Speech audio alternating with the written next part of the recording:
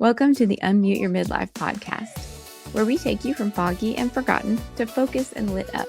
I'm Joyce, your nurse turned midlife resurrection strategist and the cheerleader in your pocket, and I'm here to remind you that your next season in life is your power era.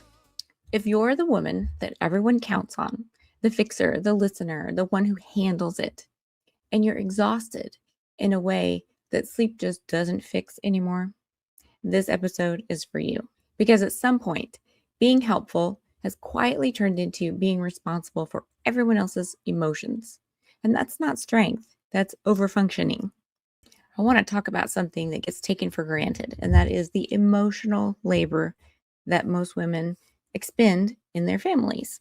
Emotional labor is the invisible work, anticipating everyone's needs, regulating everyone's emotions, smoothing over all the discomfort, being the calm one. A lot of times, women in midlife are the family thermostat. They're the workplace glue or the emotional shock absorber for everyone around them. But when we have these hormonal shifts ourselves, it lowers our tolerance for emotional overload. The body is no longer willing to absorb what isn't yours. I'm sure some of you can probably relate to this heavily, but just know that your exhaustion isn't weakness. It's just a boundary that hasn't been honored yet. I always loved learning about boundaries. My husband and I, we used to teach a class about Townsend and Cloud boundaries book. It was for parents. And I learned a lot going through that. But basically, the thing that sticks in my mind the most is everyone needs to carry their own knapsack or backpack or whatever you want to call it. We have a tendency as women to fix things for everyone around us or to nurture to the point that we are trying to make life easier for our family members or our coworkers or the people that we feel responsible for. But sometimes we can overstep that to the point that we let down a very healthy, very needed boundary. And now we're not just helping people, we're carrying their backpack for them. We're carrying their load for them, plus our own. We can sometimes fall into this trap of needing to be needed versus wanting to be valued. So being needed, it often feels like safety or identity or your worth. It can trap you into overfunctioning.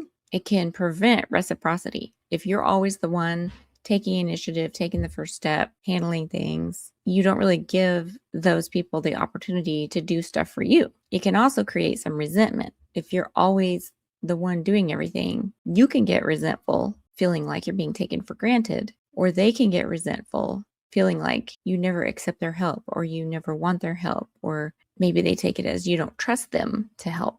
So we should contrast. Being needed is when people rely on what you do. Being valued is when people respect who you are. A funny thing happens when we hit midlife, when those hormones start to go crazy or our tolerance starts to change. We stop wanting to be indispensable and we start wanting to be seen, noticed, appreciated. When your value comes from being needed, rest feels dangerous. You feel like there's not an opportunity to take a rest, that things could fall apart or go wrong if you stop and take a rest. And that's not healthy. That's not healthy for you. It's not healthy for your loved ones. So overfunctioning can sometimes become this way of self-betrayal. Overfunctioning can show up as fixing things before anyone even asked you to, or over-explaining yourself, your intentions, your plans, saying yes to things when your body is telling you you should say no.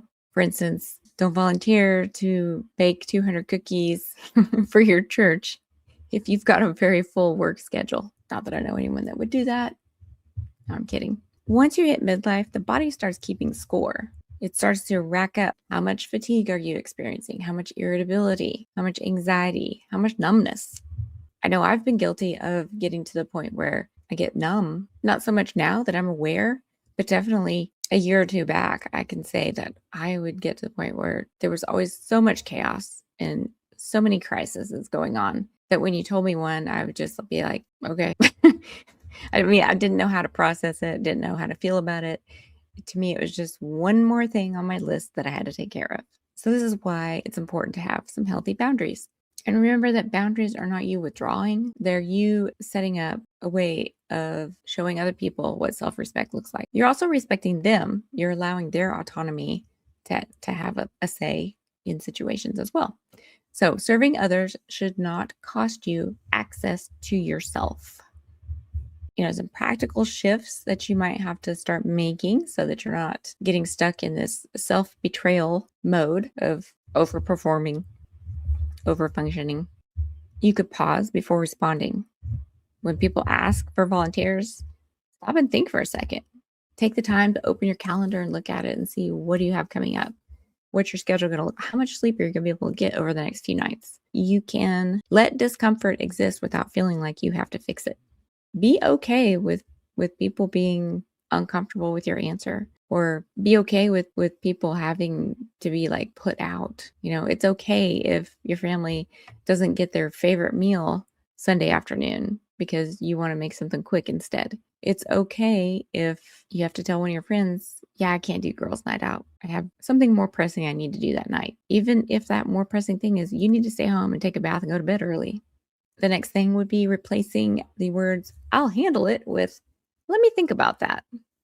And then if you are a choleric personality or someone who likes to be in control of situations, this next one might be a little bit hard for you, but you could practice letting people rise to their own capacity.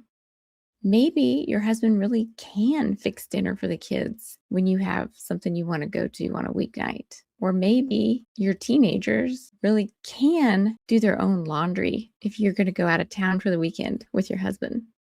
Those are just two random examples of things I could think of. But if you're in a professional position and you've got people that work under you, maybe this is a good time to start giving them a chance to rise to expectations. You could have a backup plan in case they fail, but you'd be amazed at what people can do when you give them the opportunity, when you set a friendly but high expectation.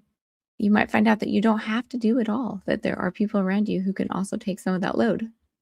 As women, sometimes we feel like we have to earn rest. Like, oh, I cleaned the whole house today, so now I can sit down and watch TV for an hour. No, you don't have to earn rest. You are entitled to, when your body says, I'm tired, let me go to sleep. I'm tired, sit down and put your feet up. It's okay to listen to those signals when your body says it needs rest. You also don't have to justify setting limits or boundaries. You're allowed to have them. You don't have to over-explain to people, well, this is why I can't help you with this, or this is why I want to do it this way. You don't have to justify your limits.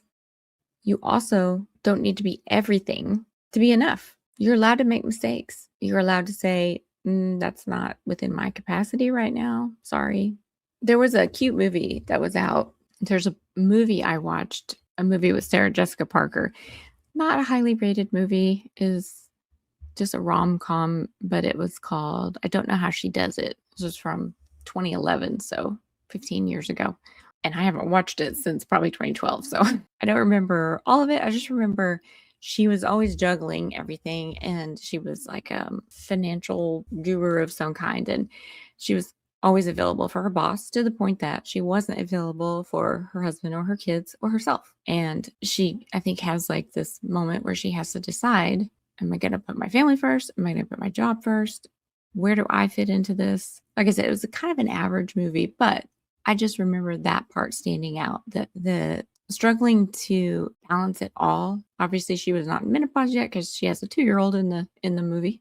Her character wasn't in menopause, but we sort of set ourselves up for that kind of emotional load, mental load before midlife hits us. And so then when we get to midlife, that's when we start to see, I've been handling way too much. I have taken on way too much. I let my healthy boundaries go a long time ago. When you hit midlife, that's the point where it's harder to compensate. And so you'll start to see those areas where you're going to have to make some kind of practical shift. Something's got to give. It just does. And you don't want it to be your health, your mental wellness, or your family. You don't want to get to the end of life and be without those things. So that's really the main reason why I bring these up, bring them to your attention. So do me a favor, ask yourself today, where am I being super helpful when what I should really be doing is setting a boundary? If you think this episode could help them, send it to the friend who thinks she has to handle everything, or the sister who never asks for help, or the woman who needs permission to take a rest. All right, my friend, thank you for listening today. That is today's dose of midlife truth. Remember, you're not foggy, forgotten, or finished. You are just getting lit up for your next season. Be sure and subscribe so you don't miss future episodes, and leave us a rating so we can see how we're doing. Until next week, keep unmuting, keep rising, and remember, your midlife resurrection starts right